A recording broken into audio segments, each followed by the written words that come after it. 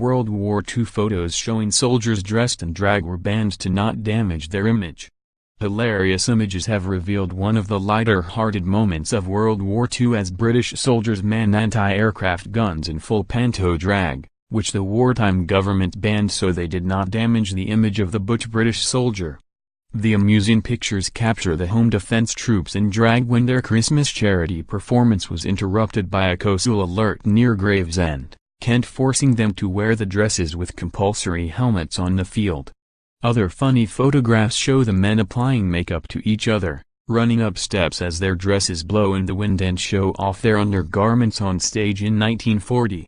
The set of photographs, taken by John Topham while working in RAF intelligence, was censored by the British Ministry of Information.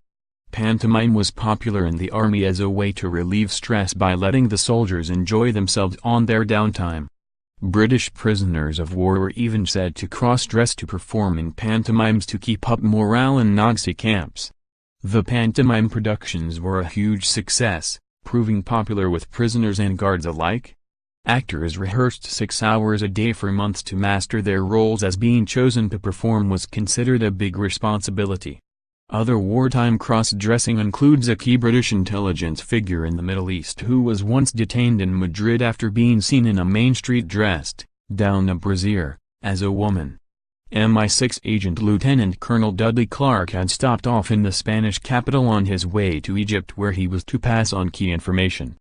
He gave a number of different explanations for his clothing, telling Spanish police he was a novelist and wished to study the reactions of men to women in the streets. His story changed when the British consul visited him, telling them he was taking the clothes to a woman in Gibraltar and he had put them on as a prank, which didn't explain why the clothes were a perfect fit for the spy. Amazing photos of the Amdram group of Stalag 383, who don drag for professional stage productions, were auctioned off in March this year. The group were so serious about their performances that they turned a barn into a sloping auditorium that became known as the Ophleadium. The servicemen wore women's clothing made out of hundreds of handkerchiefs stitched together and bartered their Red Cross parcels with their German guards for materials and props. To accompany the productions there was the Ophleadium Theatre Orchestra that included saxophones, trumpets, tubas and guitars.